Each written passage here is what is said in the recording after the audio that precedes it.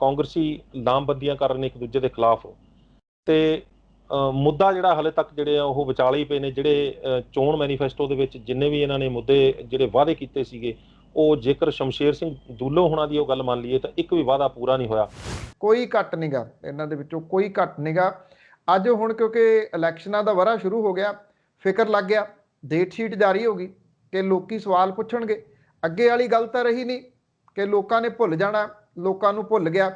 ਖਾਸ ਤੌਰ ਦੇ ਉੱਤੇ ਜਿਹੜਾ ਹਾਈ ਕੋਰਟ ਦਾ ਫੈਸਲਾ ਆਇਆ, ਜਿਹਨੇ ਕਿ ਜਿਹੜੇ ਚਲਾਨ ਨੇ ਉਹ ਰੱਦ ਕਰ ਦਿੱਤੇ ਨੇ, SIT ਰੱਦ ਕਰ ਦਿੱਤੀ, ਉਹਨੇ ਕਿਤੇ ਨਾ ਕਿਤੇ ਵੱਡੇ ਵਕਤ ਦੇ ਵਿੱਚ ਪਾ ਦਿੱਤਾ ਮੌਜੂਦਾ ਸਰਕਾਰ ਨਾਲ। ਉਹ ਕਹਿੰਦੇ ਸੀ ਮੈਂ 16 ਦੇ ਵਿੱਚ ਗੁਟਕਾ ਚੁੱਕ ਕੇ ਇਹ ਵੀ ਸਹੁੰ ਖਾਧੀ ਸੀਗੀ ਕਿ ਅਸੀਂ 4 ਹਫ਼ਤਿਆਂ ਦੇ ਵਿੱਚ, ਉਹ ਕਹਿੰਦੇ ਸੀ ਕਿ ਆਮ ਆਦਮੀ ਪਾਰਟੀ ਨੇ ਉਦੋਂ ਵਾਅਦਾ ਕੀਤਾ ਸੀਗਾ ਕਿ 4 ਮਹੀਨਿਆਂ ਦੇ ਵਿੱਚ ਅਸੀਂ ਇਹਦੇ ਉੱਤੇ ਕੰਟਰੋਲ ਕਰ ਲਾਂਗੇ। ਉਹ ਕਹਿੰਦੇ 4 ਮਹੀਨੇ ਛੱਡੋ, ਮੈਂ 4 ਹਫ਼ਤਿਆਂ ਦੇ ਵਿੱਚ ਇਹ ਖਤਮ ਕਰੂੰਗਾ, ਇਹਦਾ ਲੱਕ ਤੋੜੂੰਗਾ।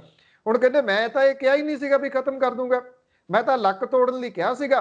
ਲੱਕ ਤੋੜ ਦਿੱਤਾ। ਉਹ ਟੁੱਟੇ ਹੋਏ ਲੱਕ ਦੇ ਨਾਲ ਚਿੱਟੇ ਦੇ ਵਪਾਰੀਆਂ ਦੇ ਮੂੰਹ ਇੰਨੇ ਪੈ ਗਏ ਕਿ 2 ਥਾਣੇਦਾਰਾਂ ਦਾ ਕਤਲ ਜਗਰਾਉਂ ਦੇ ਵਿੱਚ 4 ਕੁ ਦਿਨ ਪਹਿਲਾਂ ਹੋਇਆ। ਉਹਨਾਂ ਦੇ ਇੰਨੇ ਮੂੰਹ ਪੈ ਗਏ, ਇੰਨੇ ਸਟਰੋਂਗ ਹੋ ਗਏ ਹੋਏ ਟੁੱਟੇ ਹੋਏ ਲੱਕ ਦੇ ਨਾਲ। ਕੀ ਲੱਗਦਾ, ਜਿਸ ਤਰ੍ਹਾਂ ਤੁਸੀਂ ਵੀ ਕਿਹਾ ਕਿ ਜਿਸ ਹਾਲਾਤ ਦੇ ਵਿੱਚ ਇਸ ਵੇਲੇ ਜਿਹੜੇ ਕਾਂਗਰਸੀ ਆਗੂ ਜਿਹੜੇ ਵਿਰੋਧਤਾ ਕਰ ਰਹੇ ਨੇ, ਉਹ ਇਸ ਵੇਲੇ ਜਿਸ ਹਾਲਾਤ ਦੇ ਵਿੱਚ ਪਹੁੰਚ ਚੁੱਕੇ ਨੇ, ਜਿਸ ਵਿਰੋਧਤਾ ਦੇ ਵਿੱਚ ਪਹੁੰਚ ਚੁੱਕੇ ਨੇ, ਉਹਨਾਂ ਨੂੰ ਵੱਲੋਂ ਵੀ ਸਟੈਪ ਬੈਕ ਕਰਨਾ ਜਿਹੜਾ ਉਹ ਥੋੜਾ ਔਖਾ ਲੱਗ ਰਿਹਾ। ਕੀ ਲੱਗਦਾ ਹੈ ਕਿ ਆਉਣ ਵਾਲੇ ਸਮੇਂ ਦੇ ਵਿੱਚ ਜਿਹੜਾ ਉਹ ਸਰਕਾਰ ਖਤਰੇ 'ਚ ਹੈ? ਉਹਨਾਂ ਨੂੰ ਪੁੱਛਿਆ ਗਿਆ ਸੀ ਵੀ ਅਫਸਰ ਤੁਹਾਡੀ ਗੱਲ ਸੁਣਦੇ ਆ? ਉਹ ਕਹਿੰਦੇ ਅਫਸਰਾਂ ਨੇ ਸਾਡੇ ਫੋਨ ਬਲੌਕ ਤੇ ਪਾਏ ਆ। ਇਹ ਪੁੱਛਿਆ ਗਿਆ ਕਿ ਮੰਤਰੀ ਸੁਣਦੇ ਆ? ਕਹਿੰਦੇ ਮੰਤਰੀਆਂ ਨੇ ਕੀ ਸੁਣਨੇ, ਸਾਡੀ ਤਾਂ ਜ਼ਿਲ੍ਹੇ ਦੇ ਵਿੱਚ ਸੁਣਵਾਈ ਹੈ ਨਹੀਂ। ਉਹ ਕਹਿੰਦੇ ਸੁਣਵਾਈ ਅਕਾਲੀ ਦਲ ਦੀ ਹੈ, ਅਕਾਲੀ ਦਲ ਦੇ MLA, ਅਕਾਲੀ ਦਲ ਦੇ ਸਾਬਕਾ ਮੰਤਰੀ ਜਿਹੜੇ ਨੇ ਉਹ ਆਪਣੇ ਕੰਮ ਕਢਵਾਈ ਜਾਂਦੇ ਆ। ਉਹ ਕਹਿੰਦੇ ਸਾਨੂੰ ਕਦੀ ਲੱਗਿਆ ਹੀ ਨਹੀਂ ਕਿ ਕਾਂਗਰਸ ਦੀ ਸਰਕਾਰ ਆ ਗਈ ਹੈ। ਸਭ ਤੋਂ ਵੱਡੇ 2 ਪੁਆਇੰਟ ਨੇ ਇਹਦੇ ਵਿੱਚ ਜਿਹੜੇ ਕਪਤਾਨ ਸਾਹਿਬ ਨੂੰ ਹੱਲ ਕਰਨੇ ਪੈਣਗੇ। ਇੱਕ ਤਾਂ ਇਹ ਕਿ ਬੇਅਦਬੀ ਦੀਆਂ ਘਟਨਾਵਾਂ ਵਾਪਰੀਆਂ ਕਿਉਂ, ਉਹ ਕਿਉਂ ਇੱਥੋਂ ਤੱਕ ਜਿਹੜੀ ਉਹ ਗੱਲ ਗਈ। ਜਿਹੜਾ ਸਰਸੇ ਵਾਲਾ ਸੀ ਉਹਨੂੰ ਸੁਖਬੀਰ ਸਿੰਘ ਬਾਦਲ ਹੋਰਾਂ ਨੇ ਜਥੇਦਾਰਾਂ ਨੂੰ ਆਪਣੇ ਘਰੇ ਸੱਦ ਕੇ ਬਿਨਾਂ ਮੰਗੀ ਮਾਫੀ ਕਿਉਂ ਦਵਾਈ? ਉਹ ਮਾਫੀ ਜਿਹੜੀ ਸੀ ਉਹਨੂੰ ਸਹੀ ਸਿੱਧ ਕਰਨ ਦੇ ਵਾਸਤੇ 96 ਲੱਖ ਰੁਪਈਆ SGPC ਦੀ ਗੋਲਕ ਚੋਂ ਕਿਉਂ ਖਰਚਿਆ? ਸਤਿ ਸ਼੍ਰੀ ਅਕਾਲ ਜੀ, ਨਿਊਜ਼ ਏਸ਼ੀਆ ਪੰਜਾਬੀ ਦੇਖ ਰਹੇ ਹੋ ਤੁਸੀਂ। ਮੇਰਾ ਨਾਮ ਹੈ ਕੁਲਵੰਤ ਸਿੰਘ। ਇਹਨੀ ਦਿਨੀ ਪੰਜਾਬ ਦੀ ਸਿਆਸਤ ਬੜੇ ਜ਼ੋਰਾਂ ਸ਼ੋਰਾਂ ਨਾਲ ਭਖੀ ਹੋਈ ਹੈ। ਇੱਕ ਪਾਸੇ ਜਿੱਥੇ ਬੇਦਬੀ ਤੇ ਗੋਲੀकांड ਨੂੰ ਲੈ ਕੇ ਸਿਆਸਤ ਆਪਣੇ ਸਿਖਰਾਂ ਦੇ ਉੱਤੇ ਹੈ, ਦੂਜੇ ਪਾਸੇ ਕਾਂਗਰਸ ਦੇ ਅੰਦਰੂਨੀ ਖਾਨਾ ਜੰਗੀ ਵੀ ਕਿਸੇ ਕੋਲੋਂ ਲੁਕੀ ਨਹੀਂ। ਜਿੱਥੇ ਇੱਕ ਪਾਸੇ ਪੰਜਾਬ ਦੇ ਮੁੱਖ ਮੰਤਰੀ ਤੇ ਨਵਜੋਤ ਸਿੰਘ ਸਿੱਧੂ ਆਪਸ ਦੇ ਵਿੱਚ ਬਿਆਨਬਾਜ਼ੀਆਂ ਨੂੰ ਲੈ ਕੇ ਸੁਰਖੀਆਂ ਦੇ ਵਿੱਚ ਨੇ, ਉੱਥੇ ਦੂਜੇ ਪਾਸੇ ਚਰਨਜੀਤ ਚੰਨੀ ਤੇ ਇਸ ਤੋਂ ਇਲਾਵਾ ਹੋਰ ਵੀ ਬਹੁਤ ਸਾਰੇ ਆਗੂ ਜਿਹੜੇ ਨੇ ਉਹ ਇਕੱਠੇ ਹੋ ਕੇ ਕੈਪਟਨ ਅਮਰਿੰਦਰ ਸਿੰਘ ਦੇ ਵਿਰੁੱਧ ਜਿਹੜੀ ਆ ਉਹ ਲਾਮਬੰਦੀ ਕਰ ਰਹੇ ਨੇ। ਇਸ ਵੇਲੇ ਸਵਾਲ ਸਾਰਿਆਂ ਦੇ ਮਨਾਂ ਦੇ ਵਿੱਚੋਂ ਇੱਕੋ ਹੀ ਹੈ ਕਿ ਕੀ ਕੈਪਟਨ ਸਰਕਾਰ ਡਿੱਗਣ ਵਾਲੀ ਹੈ?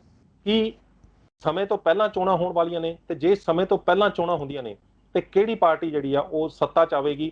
ਜੇ ਸੱਤਾ 'ਚ ਕੋਈ ਵੀ ਪਾਰਟੀ ਨਹੀਂ ਆ ਪਾਉਂਦੀ ਤਾਂ ਕੀ ਲੰਗੜੀ ਵਿਧਾਨ ਸਭਾ ਆਏਗੀ? ਤੇ ਜੇ ਲੰਗੜੀ ਵਿਧਾਨ ਸਭਾ ਆਏਗੀ ਤਾਂ ਫਿਰ ਉਹਦਾ ਪੰਜਾਬ ਦੀ ਆਉਣ ਵਾਲੇ ਸਮੇਂ ਦੇ ਵਿੱਚ ਜਿਹੜਾ ਉਹਦੇ ਤੇ ਕੀ ਅਸਰ ਪੈਣ ਵਾਲਾ? ਤੇ ਇਸ ਸੰਬੰਧ ਵਿੱਚ ਗੱਲਬਾਤ ਕਰਨ ਲਈ ਸਾਡੇ ਨਾਲ ਮੌਜੂਦ ਰਹਿਣਗੇ ਸੀਨੀਅਰ ਪੱਤਰਕਾਰ ਬਲਤੇਜ ਪੰਨੂ। ਆਪਾਂ ਉਹਨਾਂ ਤੋਂ ਜਾਣਨ ਦੀ ਕੋਸ਼ਿਸ਼ ਕਰਦੇ ਹਾਂ ਕਿ ਜਿਹੜੇ ਮੌਜੂਦਾ ਹਾਲਾਤ ਨੇ ਇਸ ਵੇਲੇ ਉਹ ਪੰਜਾਬ ਦੀ ਸਿਆਸਤ ਦੇ ਵਿੱਚ ਕਿਸ ਤਰ੍ਹਾਂ ਅੱਗੇ ਕੀ ਰੰਗ ਲੈ ਕੇ ਆਉਣਗੇ। ਪੰਨੂ ਸਾਹਿਬ, ਤੁਹਾਡਾ ਨਿਊਜ਼ ਏਸ਼ੀਆ ਪੰਜਾਬੀ ਤੇ ਬਹੁਤ ਬਹੁਤ ਸਵਾਗਤ ਹੈ ਜੀ। ਬਹੁਤ ਮਿਹਰਬਾਨੀ ਜੀ ਕੁਲਵੰਤ ਸਿੰਘ ਜੀ, ਧੰਨਵਾਦ। ਸਤਿ ਸ਼੍ਰੀ ਅਕਾਲ ਜੀ। ਪੰਨੂ ਸਾਹਿਬ, ਹਰ ਰੋਜ਼ ਨਵੀਆਂ ਮੀਟਿੰਗਾਂ ਹੋ ਰਹੀਆਂ ਨੇ, ਕਾਂਗਰਸੀ ਲਾਮਬੰਦੀਆਂ ਕਰ ਰਹੇ ਨੇ ਇੱਕ ਦੂਜੇ ਦੇ ਖਿਲਾਫ। ਤੇ ਮੁੱਦਾ ਜਿਹੜਾ ਹਾਲੇ ਤੱਕ ਜਿਹੜੇ ਆ ਉਹ ਵਿਚਾਲੇ ਹੀ ਪਏ ਨੇ। ਜਿਹੜੇ ਚੋਣ ਮੈਨੀਫੈਸਟੋ ਦੇ ਵਿੱਚ ਜਿੰਨੇ ਵੀ ਇਹਨਾਂ ਨੇ ਮੁੱਦੇ ਜਿਹੜੇ ਵਾਅਦੇ ਕੀਤੇ ਸੀਗੇ, ਉਹ ਜੇਕਰ ਸ਼ਮਸ਼ੇਰ ਸਿੰਘ ਦੂਲੋਂ ਹੋਣਾ ਦੀ ਉਹ ਗੱਲ ਮੰਨ ਲਈਏ ਤਾਂ ਇੱਕ ਵੀ ਵਾਅਦਾ ਪੂਰਾ ਨਹੀਂ ਹੋਇਆ। ਤੇ ਜਦ ਕਿ ਵਾਅਦੇ ਕੈਪਟਨ ਅਮਰਿੰਦਰ ਸਿੰਘ ਕਹਿੰਦੇ ਨੇ ਸੀ ਜਿਹੜਾ ਅਸੀਂ ਤਾਂ ਜੀ ਚੰਦਰਬਾਬੂ ਨਾਇਡੂ ਹੋਣਾ ਦੇ ਜਿਹੜੇ ਉਹਨਾਂ ਨੂੰ ਪਿੱਛੇ ਛੱਡ ਗਏ। ਪਰ ਪੰਜਾਬ ਦੇ ਲੋਕ ਅੱਜ ਵੀ ਜਿਹੜੇ ਸਵਾਲ ਕਰ ਰਹੇ ਨੇ, ਨਸ਼ਿਆਂ ਦਾ ਮੁੱਦਾ ਕਿਉਂ ਨਹੀਂ ਹੱਲ ਹੋਇਆ? ਘਰ ਘਰ ਨੌਕਰੀ ਕਿਉਂ ਨਹੀਂ ਦਿੱਤੀ ਗਈ? ਬਰਗਾੜੀ ਤੇ ਬੇਦਬੀ ਕਾਂਡ ਤੇ ਗੋਲੀकांड ਦੀਆਂ ਘਟਨਾਵਾਂ ਦੇ ਦੋਸ਼ੀਆਂ ਨੂੰ ਸਜ਼ਾਵਾਂ ਕਿਉਂ ਨਹੀਂ ਦਿੱਤੀਆਂ ਗਈਆਂ? ਤੇ ਹੋਰ ਬਹੁਤ ਸਾਰੇ। ਲੇਕਿਨ ਇਸ ਵੇਲੇ ਜਦੋਂ ਜਿਉਂ-ਜਿਉਂ ਚੋਣਾਂ ਨੇੜੇ ਆਉਂਦੀਆਂ ਜਾ ਰਹੀਆਂ ਨੇ, ਤਿਉਂ-ਤਿਉਂ ਕਾਂਗਰਸ ਦੇ ਅੰਦਰ ਖਾਨਾ ਜੰਗੀ ਵੱਧਦੀ ਜਾ ਰਹੀ ਹੈ। ਕੀ ਦੇਖਦੇ ਹੋ, ਕਿਸ ਤਰ੍ਹਾਂ ਦੇਖਦੇ ਹੋ ਸਾਰੇ ਮਾਹੌਲ ਨੂੰ ਤੁਸੀਂ? ਜਿਹੜਾ ਵਿਦਿਆਰਥੀ ਪੂਰਾ ਸਾਲ ਪੜ੍ਹਿਆ ਨਹੀਂ ਹੁੰਦਾ ਨਾ, ਫਿਰ ਜਦੋਂ ਡੇਟ ਸ਼ੀਟ ਜਾਰੀ ਹੋ ਜਾਂਦੀ ਹੈ ਤੇ ਉਹਨੂੰ ਵਕਤ ਪੈ ਜਾਂਦਾ, ਉਹ ਇੱਕ ਵਾਰੀ ਬਸਤੇ ਚੋਂ ਕੱਢਦਾ ਅੰਗਰੇਜ਼ੀ ਵਾਲੀ ਕਾਪੀ, ਉਹਨੂੰ ਛੱਡ ਕੇ ਕਹਿੰਦਾ ਚਲੋ ਇਹਦਾ ਸਰ ਲੂਗਾ, ਮੈਂ ਮੈਥ ਵਾਲੀ ਕੱਢ ਲਾਂ, ਮੈਥ ਵਾਲੀ ਕੱਢਦਾ, ਫਿਰ ਉਹਨੂੰ ਸਾਇੰਸ ਚੇਤੇ ਆ ਜਾਂਦੀ ਹੈ। ਉਹ ਹਾਲਾਤ ਜਿਹੜੇ ਉਹ ਕਾਂਗਰਸ ਦੇ ਬਣੇ ਹੋਏ ਆ। ਅੱਜ ਜਿਹੜੇ ਫਿਕਰਮੰਦੀ ਜ਼ਾਹਰ ਕਰ ਰਹੇ ਆ, ਇਹ ਕਿੱਥੇ ਸੀਗੇ ਪਿਛਲੇ 4.5 ਸਾਲ ਤੋਂ?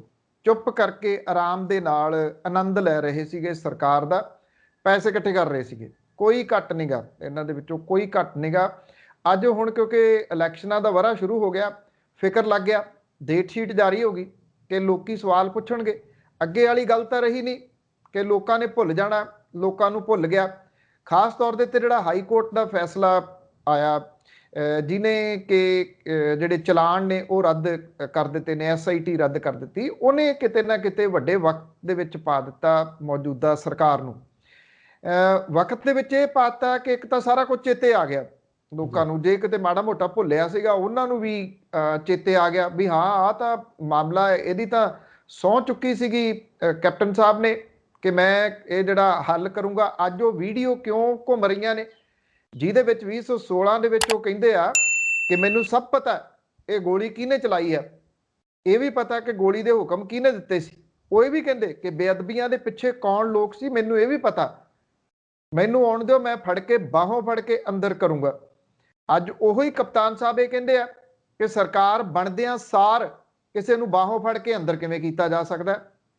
ਉਦੋਂ ਝੂਠ ਬੋਲ ਰਹੇ ਸੀ ਜਾਂ ਹੁਣ ਝੂਠ ਬੋਲ ਰਹੇ ਆ? ਲੋਕ ਇਹ ਤਾਂ ਕਹਿ ਨਹੀਂ ਰਹੇ ਕਿ ਤੁਹਾਡੀ ਸਰਕਾਰ ਬਣੀ ਆ ਤੇ ਬਣਦਿਆਂ ਸਾਰ ਬਾਹੋਂ ਫੜ ਕੇ ਅੰਦਰ ਦੇ ਦਿਓ। ਅਨਫ ਸਮਾਂ ਦੇ ਦਿੱਤਾ ਲੋਕਾਂ ਨੇ, 4.5 ਸਾਲ ਦਾ ਸਮਾਂ ਥੋੜਾ ਥੋੜੀ ਆ। ਹੋਰ ਹੁਣ ਤੁਸੀਂ ਪੱਕਾ ਥੋੜੀ ਲਿਖਾਉਣਾ, ਜਿਵੇਂ ਉਹ ਕਹਿੰਦੇ ਕਿ ਜਿੰਨੀ ਦੇਰ ਤੱਕ ਪੰਜਾਬ ਦੀ ਅਰਥਚਾਰਾ ਸਹੀ ਨਹੀਂ ਹੁੰਦਾ ਮੈਂ ਉਨੀ ਦੇਰ ਤੱਕ ਰਾਜਨੀਤੀ ਨਹੀਂ ਛੱਡਣੀ। ਹੁਣ ਜਾਂ ਇਹ ਕਹਿ ਦੇਣ ਕਿ ਜਿੰਨੀ ਦੇਰ ਤੱਕ ਇਹਨਾਂ ਸਮੱਸਿਆਵਾਂ ਦਾ ਹੱਲ ਨਹੀਂ ਨਿਕਲਦਾ, ਚਿੱਟਾ ਮੁੱਕਦਾ ਨਹੀਂ, ਜਾਂ ਜਿੰਨੀ ਦੇਰ ਤੱਕ ਬੇਅਦਬੀ ਦੀਆਂ ਘਟਨਾਵਾਂ ਜਿਹੜੀਆਂ ਉਹਦੇ ਅਸਲ ਦੋਸ਼ੀ ਫੜੇ ਨਹੀਂ ਜਾਂਦੇ, ਮੈਂ ਉਨੀ ਦੇਰ ਤੱਕ ਰਾਜਨੀਤੀ ਕਰਨੀ ਹੈ। ਕਿਉਂਕਿ ਫਿਰ ਤਾਂ ਮੰਨ ਲਈਏ ਅਸੀਂ ਵੀ ਨਹੀਂ ਇਹ ਹੋਣਾ, ਕਿਉਂਕਿ ਨਾ ਅਰਥਚਾਰਾ ਪੈਰਾਂ ਸਿਰ ਹੋਣਾ। ਅਰਥਚਾਰਾ ਪੈਰਾਂ ਸਿਰ ਕਿਵੇਂ ਹੋਣਾ ਸਭ ਨੂੰ ਪਤਾ, ਉਹ ਚਲੋ ਅੱਜ ਇਹਦਾ ਵਿਸ਼ਾ ਨਹੀਂ ਹੈਗਾ ਆਪਣਾ। ਉਹ ਸਭ ਨੂੰ ਪਤਾ ਕਿ ਉਹ ਹੋ ਨਹੀਂ ਸਕਣਾ ਐਡੀ ਛੇਤੀ। ਇਸੇ ਕਰਕੇ ਕਪਤਾਨ ਸਾਹਿਬ ਜਿਹੜੇ ਨੇ ਉਹ ਇਹ ਕਹਿੰਦੇ ਆ ਕਿ ਜਿੰਨੀ ਦੇਰ ਤੱਕ ਅਰਥਚਾਰਾ ਪੈਰਾਂ ਸਿਰ ਨਹੀਂ ਹੋ ਜਾਂਦਾ ਮੈਂ ਪੰਜਾਬ ਦੀ ਰਾਜਨੀਤੀ ਉਨੀ ਦੇਰ ਨਹੀਂ ਜਿਹੜੀ ਉਹ ਛੱਡਣੀ। ਹੁਣ ਕੀ ਹੋਇਆ ਕਿ ਇਹ ਜਿਹੜਾ ਅੰਦਰ ਖਾਤੇ ਸੁਗਬਗਾਹਟ ਸੀ ਉਹ ਚਲਦੀ ਚਲਦੀ ਉਹ ਆ ਗਈ ਬਾਹਰ, ਕਿਉਂਕਿ ਕਪਤਾਨ ਸਾਹਿਬ ਨਿਕਲੇ ਹੀ ਨਹੀਂ। 4.5 ਸਾਲਾਂ ਦੇ ਵਿੱਚ 4.5 ਵਾਰੀ ਉਹ ਪੰਜਾਬ ਦੇ ਵਿੱਚ ਆਏ। ਅੱਜ ਵੀ ਤੁਸੀਂ ਦੇਖੋ ਕਿੱਡੇ ਹਾਸੋਹੀਣੇ ਬਿਆਨ ਜਿਹੜੇ ਆ ਰਹੇ ਆ। ਜਾਂ ਤਾਂ ਉਹ ਇਹ ਸਮਝਦੇ ਆ ਕਿ ਲੋਕਾਂ ਨੂੰ ਸਮਝ ਨਹੀਂ ਹੈਗੀ, ਲੋਕ ਬੇਵਕੂਫ ਨੇ, ਜਾਂ ਉਹਨਾਂ ਦੇ ਆਲੇ ਦੁਆਲੇ ਜਿਹੜੇ ਉਹਨਾਂ ਦੇ ਸਲਾਹਕਾਰ ਨੇ ਉਹ ਸਲਾਹਾਂ ਉਹਨਾਂ ਨੂੰ ਇਦਾਂ ਦੀ 10 ਲੱਖ ਦੀ ਗ੍ਰਾਂਟ ਦੇਵਾਂਗੇ। ਪੰਜਾਬ ਦਾ ਸ਼ਹਿਰ ਦੱਸੋ ਜਿਹਦੇ ਵਿੱਚ, ਸ਼ਹਿਰ ਚ ਪਿੰਡ ਛੱਡੋ, ਜਿਹਦੇ ਵਿੱਚ ਵੈਕਸੀਨੇਸ਼ਨ ਅਵੇਲੇਬਲ ਆ। ਕਿਸੇ ਜਗ੍ਹਾ ਦੇ ਉੱਤੇ ਵੈਕਸੀਨ ਤਾਂ ਹੈ ਹੀ ਨਹੀਂਗੇ। 16 ਤੋਂ ਉੱਪਰ 16+ ਵਾਲਿਆਂ ਨੂੰ, ਜਿਨ੍ਹਾਂ ਨੂੰ 18+ ਵਾਲਿਆਂ ਨੂੰ ਲੱਗਣੀ ਸੀਗੀ ਵੈਕਸੀਨ, ਉਹਨਾਂ ਦੀ ਕਿਉਂ ਕੈਂਸਲ ਕਰਨੀ ਪਈ? ਕਿਉਂਕਿ ਵੈਕਸੀਨ ਹੈ ਨਹੀਂਗੇ। ਸੀਰਮ ਦੇ ਜਿਹੜੇ ਓਨਰ ਨੇ ਉਹ ਕਹਿੰਦੇ ਜਦੋਂ ਅਸੀਂ ਬਣਾਉਣੀ ਸ਼ੁਰੂ ਕੀਤੀ ਹੈ ਸਤੰਬਰ ਅਕਤੂਬਰ ਦੇ ਵਿੱਚ, ਸਾਨੂੰ ਆਰਡਰ ਹੀ ਕਿਸੇ ਨੇ ਨਹੀਂ ਦਿੱਤਾ। ਉਹਦੇ ਚ ਕੱਲਾ ਪੰਜਾਬ ਨਹੀਂ ਸ਼ਾਮਲ, ਉਹਦੇ ਮੁਲਕ ਦੇ ਸਾਰੇ ਸੂਬੇ ਸ਼ਾਮਲ ਨੇ, ਪੰਜਾਬ ਵੀ ਉਹਦੇ ਵਿੱਚ ਸ਼ਾਮਲ ਹੈ, ਜਿਨ੍ਹਾਂ ਨੇ ਆਰਡਰ ਨਹੀਂ ਦਿੱਤਾ। ਹੁਣ ਤੁਸੀਂ ਕਹਿੰਦੇ ਹੋ 100% ਵੈਕਸੀਨੇਸ਼ਨ ਕਰਾ ਲਓ ਤੇ 10 ਲੱਖ ਦੀ ਗ੍ਰਾਂਟ ਜਿਹੜੀ ਉਹ ਦੇਵਾਂਗੇ।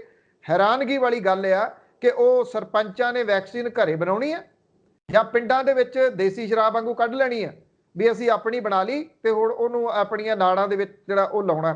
ਇਹ ਹਾਸੋਹੀਣਾ ਬਿਆਨ ਹੈ। ਉਸੇ ਤਰੀਕੇ ਦਾ ਬਿਆਨ ਹੈ ਜਿਸ ਤਰੀਕੇ ਦਾ 16 ਦੇ ਵਿੱਚ ਕਹਿੰਦੇ ਸੀਗੇ ਕਿ ਮੈਨੂੰ ਸਭ ਪਤਾ ਗੋਲੀ ਕਿਹਨੇ ਚਲਾਈ, ਕਿਹਨੇ ਹੁਕਮ ਕੀਤਾ, ਤੇ ਹੁਣ ਕਹਿੰਦੇ ਇਦਾਂ ਥੋੜੀ ਫੜ ਕੇ ਕਿਸੇ ਨੂੰ ਬਾਹੋਂ ਦੇ ਦੀਦਾ, ਅੰਦਰ ਦੇ ਦੀਦਾ। ਉਹ ਕਹਿੰਦੇ ਸੀ ਮੈਂ 16 ਦੇ ਵਿੱਚ ਗੁਟਕਾ ਚੁੱਕ ਕੇ ਇਹ ਵੀ ਸਹੁੰ ਖਾਧੀ ਸੀਗੀ ਕਿ ਅਸੀਂ 4 ਹਫ਼ਤਿਆਂ ਦੇ ਵਿੱਚ, ਉਹ ਕਹਿੰਦੇ ਸੀ ਕਿ ਆਮ ਆਦਮੀ ਪਾਰਟੀ ਨੇ ਉਦੋਂ ਵਾਅਦਾ ਕੀਤਾ ਸੀਗਾ ਕਿ 4 ਮਹੀਨਿਆਂ ਦੇ ਵਿੱਚ ਅਸੀਂ ਇਹਦੇ ਉੱਤੇ ਕੰਟਰੋਲ ਕਰ ਲਾਂਗੇ। ਉਹ ਕਹਿੰਦੇ 4 ਮਹੀਨੇ ਛੱਡੋ, ਮੈਂ 4 ਹਫ਼ਤਿਆਂ ਦੇ ਵਿੱਚ ਇਹ ਖਤਮ ਕਰੂੰਗਾ, ਇਹਦਾ ਲੱਕ ਤੋੜੂੰਗਾ। ਹੁਣ ਕਹਿੰਦੇ ਮੈਂ ਤਾਂ ਇਹ ਕਿਹਾ ਹੀ ਨਹੀਂ ਸੀਗਾ ਵੀ ਖਤਮ ਕਰ ਦੂੰਗਾ, ਮੈਂ ਤਾਂ ਲੱਕ ਤੋੜਨ ਲਈ ਕਿਹਾ ਸੀਗਾ।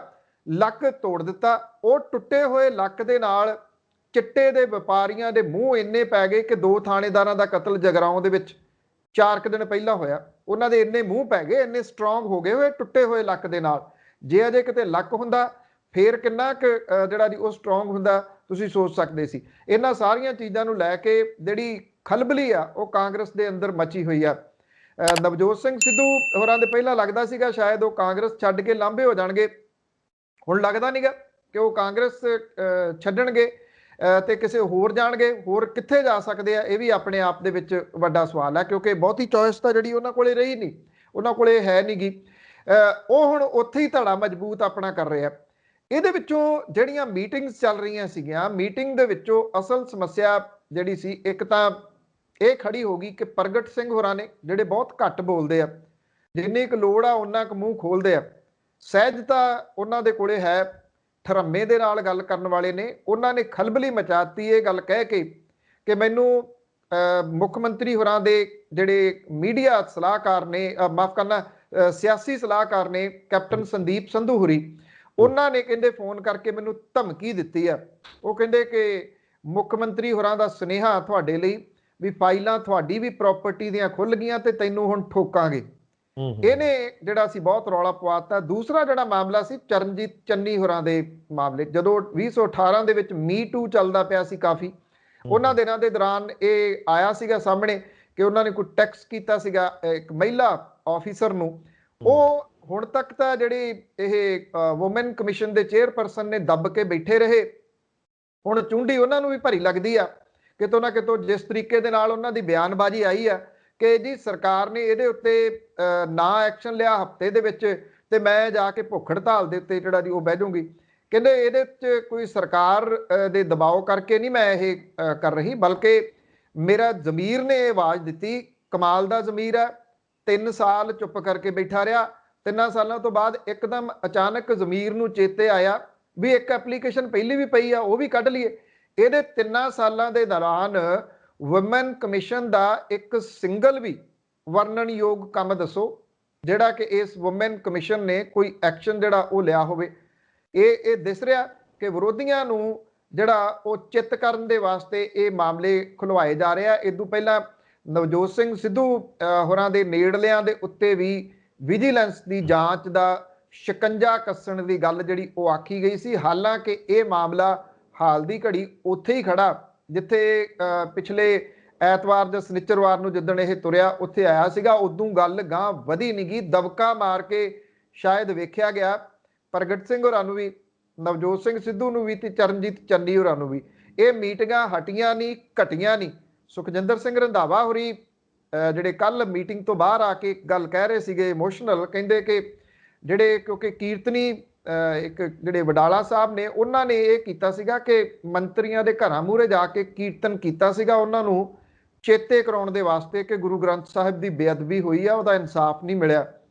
ਰੰਧਾਵਾ ਸਾਹਿਬ ਕਹਿੰਦੇ ਮੇਰੇ ਘਰ ਦੇ ਬਾਹਰ ਉਹਨਾਂ ਨੇ ਕੀਰਤਨ ਕੀਤਾ ਸੀ, ਗੁਰੂ ਨਾਨਕ ਸਾਹਿਬ ਦਾ ਸ਼ਬਦ ਉਚਾਰਨ ਕੀਤਾ ਸੀਗਾ ਉਹਨਾਂ ਨੇ, ਕੁੱਤਾ ਰਾਜ ਬਹਾਲੀ ਹੈ ਫਿਰ ਚੱਕੀ ਚੱਟੇ। ਉਹ ਕਹਿੰਦੇ ਮੈਨੂੰ ਉਹ ਚੀਜ਼ ਪਰੇਸ਼ਾਨ ਬਹੁਤ ਕਰਦੀ ਹੈ ਕਿ ਬਰਗਾੜੀ ਵਾਲਾ ਮੋਰਚਾ ਮੈਥੋਂ ਚੁਕਵਾਇਆ ਗਿਆ, ਮੈਨੂੰ ਮੁੱਖ ਮੰਤਰੀ ਸਾਹਿਬ ਨੇ ਭੇਜਿਆ ਸੀ ਕਿ ਉਹਨਾਂ ਨੂੰ ਜਾ ਕੇ ਕਹੋ ਸਾਰੀਆਂ ਅਰੈਸਟ ਹੋ ਜਾਣਗੀਆਂ, ਮੋਰਚਾ ਜਿਹੜਾ ਉਹ ਚੁੱਕ ਲਓ। ਤੇ ਉਹ ਕਹਿੰਦੇ ਅਸੀਂ ਚੁਕਵਾ ਦਿੱਤਾ, ਇਸ ਮਾਮਲੇ ਦੇ ਉੱਤੇ ਫੈਸਲਾ ਨਹੀਂ ਹੋਇਆ। ਇਹ ਵੀ ਕਿਹਾ ਕਿ ਜੇ ਮੈਂ ਇਕੱਲਾ ਵੀ ਰਹਿ ਗਿਆ ਤੇ ਤਾਂ ਵੀ ਜਿਹੜਾ ਉਹ ਲੜਦਾ ਰਹੂੰਗਾ। ਇਹ ਜਿਹੜੀ ਕੱਲ ਮੀਟਿੰਗ ਹੋਈ ਆ ਉਹਦੇ ਵਿੱਚ 5 ਮੰਤਰੀ, 7 MLA, 1 ਰਾਜ ਸਭਾ ਦੇ ਮੈਂਬਰ ਪ੍ਰਤਾਪ ਸਿੰਘ ਬਾਜਵਾ ਹੋਰੀ ਵੀ ਸ਼ਾਮਲ ਨੇ। ਇਹ ਆਖਿਆ ਜਾ ਰਿਹਾ ਕਿ ਇਹ ਜਿਹੜੀ ਗਿਣਤੀ ਆ ਇਹ ਚੋਖੀ ਵੱਧ ਚੁੱਕੀ ਹੋਈ ਆ, 3 ਦਰਜਨ ਤੋਂ ਉੱਪਰ ਹੋ ਚੁੱਕੀ ਹੋਈ ਆ। ਵਿਧਾਇਕ ਜਿਹੜੇ ਨੇ ਇਹਦੇ ਵਿੱਚ ਹਰੀਸ਼ ਰਾਵਤ ਹੋਰਾਂ ਦੀ ਐਂਟਰੀ ਤਾਂ ਹੋਈ ਆ ਪਰ ਅਜੇ ਬਾਹਰੋਂ ਐਂਟਰੀ ਹੋਈ ਆ, ਕਹਿੰਦੇ ਕੁਝ ਦਿਨ ਦਿਓ। ਉਂਝ ਵੈਸੇ ਇਹ ਕਿਹਾ ਜਾਂਦਾ ਕਿ ਕੱਲ ਇਹਨਾਂ ਨੇ ਪ੍ਰੈਸ ਕਾਨਫਰੰਸ ਕਰਨੀ ਸੀ ਸਾਰਿਆਂ ਨੇ ਰਲ ਕੇ। ਰਾਵਤ ਸਾਹਿਬ ਦੇ ਜਿਹੜਾ ਭਰੋਸੇ ਦੇ ਉੱਤੇ ਅਜੇ ਪ੍ਰੈਸ ਕਾਨਫਰੰਸ ਹੋਈ ਨਹੀਂ, ਪਰ ਕਿੰਨੀ ਦੇਰ ਰੁਕੂਗੀ ਇਹ ਵੱਡਾ ਜਿਹੜਾ ਉਹ ਸਵਾਲ ਹੈ। ਜਿਸ ਜਗ੍ਹਾ ਦੇ ਉੱਤੇ ਕਾਂਗਰਸ ਦੀ ਖਾਨਾ ਜੰਗੀ ਜਿਹੜੀ ਉਹ ਚਲੇਗੀ ਆ, ਇੱਥੋਂ ਇਹਨਾਂ ਦੇ ਵਾਸਤੇ ਵੀ ਵਾਪਸ ਭੌਂ ਸਕਣਾ, ਵਾਪਸ ਮੁੜ ਸਕਣਾ ਬੜਾ ਔਖਾ। ਇਹ ਕਿਹਾ ਜਾ ਰਿਹਾ ਕਿ ਇੱਕ ਥਿਊਰੀ ਦੇ ਉੱਤੇ ਕੰਮ ਕੀਤਾ ਜਾ ਰਿਹਾ ਕਿ ਕੁਝ ਜਿਹੜੇ ਨੇ ਇਹਨਾਂ ਨੂੰ ਲਾਂਭੇ ਕਰ ਦਿੱਤਾ ਜਾਵੇ, ਜਿਹਦੇ ਵਿੱਚ ਸੁਖਜਿੰਦਰ ਸਿੰਘ ਰੰਧਾਵਾ ਵੀ ਸ਼ਾਮਲ ਨੇ, ਜਿਹਦੇ ਵਿੱਚ ਚਰਨਜੀਤ ਸਿੰਘ ਚੰਨੀ ਹੁਰੀ ਵੀ ਸ਼ਾਮਲ ਨੇ, ਇਹਦੇ 'ਚ ਕਾਂਗੜ ਵੀ ਸ਼ਾਮਲ ਨੇ ਤੇ ਇਹਦੇ ਵਿੱਚ ਜਿਹੜੇ ਇੱਕ ਮਹਿਲਾ ਮੰਤਰੀ ਨੇ ਉਹ ਵੀ ਸ਼ਾਮਲ ਨੇ। ਇਹਨਾਂ ਨੂੰ ਲਾਂਭੇ ਕਰਕੇ 4 ਜਿਹੜੇ ਨੇ ਉਹ ਨਵੇਂ ਐਂਟਰ ਜਿਹੜੇ ਉਹ ਕਰ ਲਏ ਜਾਣ। ਇਸ ਮੌਕੇ ਦੇ ਉੱਤੇ ਜੇ ਇਸ ਫਾਰਮੂਲੇ ਦੇ ਉੱਤੇ ਕੰਮ ਕੈਪਟਨ ਸਾਹਿਬ ਕਰਦੇ ਆ ਤੇ ਇਹ ਪੈਰ ਤੇ ਕੁਹਾੜਾ ਨਹੀਂ, ਕੁਹਾੜੇ ਤੇ ਪੈਰ ਮਾਰ ਲੈਣਗੇ, ਕਿਉਂਕਿ ਇਹ ਲਗਭਗ ਇਹਨਾਂ ਦੇ ਵਿੱਚ ਸੁਖਜਿੰਦਰ ਸਿੰਘ ਰੰਧਾਵਾ ਹੋਰੀ, ਚਰਨਜੀਤ ਸਿੰਘ ਚੰਨੀ ਹੋਰੀ ਸੂਤਰਧਾਰ ਬਣੇ ਹੋਏ ਇਹਨਾਂ ਸਾਰੀਆਂ ਮੀਟਿੰਗਸ ਦੇ। ਤੇ ਉਹ ਵੀ ਚੁੱਪ ਕਰਕੇ ਜਿਹੜਾ ਜੀ ਉਹ ਨਹੀਂ ਬਹਿਣਗੇ। ਇਸ ਵੇਲੇ ਵਿਰੋਧੀ ਧਿਰਾਂ ਨੂੰ ਬੋਲਣ ਦੀ ਲੋੜ ਨਹੀਂ ਸਰਕਾਰ ਦੇ ਵਾਸਤੇ, ਸਰਕਾਰ ਹੀ ਆਪ ਹੀ ਜਿਹੜੀ ਆ ਉਹ ਬੋਲੀ ਜਾ ਰਹੀ ਆ। ਹੁਣ ਇਹ ਸਾਰੇ ਮੰਤਰੀ ਕਹਿ ਰਹੇ ਆ ਕਿ ਸਾਥੋਂ ਕੁਝ ਨਹੀਂ ਹੋਇਆ 4.5 ਸਾਲਾਂ ਦੇ ਦੌਰਾਨ। ਮੁੱਖ ਮੰਤਰੀ ਸਾਹਿਬ ਜਿਵੇਂ ਤੁਸੀਂ ਕਿਹਾ ਹੀ ਆ, ਉਹ ਇਹ ਕਹਿੰਦੇ ਆ ਕਿ ਅਸੀਂ 76.4% ਵਾਅਦੇ ਜਿਹੜੇ ਆ ਉਹ ਪੂਰੇ ਕਰ ਚੁੱਕੇ ਹੋਏ ਆ। ਇਹ ਪਤਾ ਨਹੀਂ ਫਿਗਰ ਕਿੱਥੋਂ ਉਹਨਾਂ ਨੇ ਲਿਆਂਦੀ ਆ, ਇਹ ਨਹੀਂ ਪਤਾ ਕਿ ਕਿਹੜੇ ਵਾਅਦੇ ਦੋ ਦੀ ਜਿਨ੍ਹਾਂ ਦੀ ਆਪਾਂ ਗੱਲ ਕਰ ਰਹੇ ਆ ਲਗਾਤਾਰ, ਉਹ ਘਰ ਘਰ ਨੌਕਰੀ ਵਾਲਾ ਵਾਅਦਾ ਕਿੰਨਾ ਕੁ ਪੂਰਾ ਹੋਇਆ, ਕਿੰਨਾ ਕੁ ਬੇਰੁਜ਼ਗਾਰੀ ਭੱਤਾ ਮਿਲਿਆ, ਕਿੰਨੇ ਕੁ ਜਿਹੜਾ ਸੀਗੀਆਂ ਪੈਨਸ਼ਨਾਂ ਉਹਦੇ ਪੈਸੇ ਦੁੱਗਣੇ ਹੋ ਗਏ, ਜਾਂ ਸ਼ਗਨ ਸਕੀਮ ਦੇ ਪੈਸੇ ਜਿਹੜੇ ਸੀ ਉਹ ਦੁੱਗਣੇ ਹੋ ਗਏ, ਕਿਹੜਾ ਵਾਅਦਾ ਜਿਹੜਾ ਪੂਰਾ ਹੋਇਆ। ਹਾਂ ਇੰਨਾ ਜ਼ਰੂਰ ਹੈ ਕਿ ਕਰਪਸ਼ਨ ਜਿਹੜੀ ਆ ਉਹ ਇਸ ਵੇਲੇ ਸਿਰ ਚੜ ਕੇ ਬੋਲ ਰਹੀ ਹੈ। ਪੰਜਾਬ ਦੀ ਮਿੱਟੀ ਤੇ ਰੇਤਾ ਪੁੱਟ ਕੇ ਲੈ ਗਿਆ ਰੇਤ ਮਾਫੀਆ।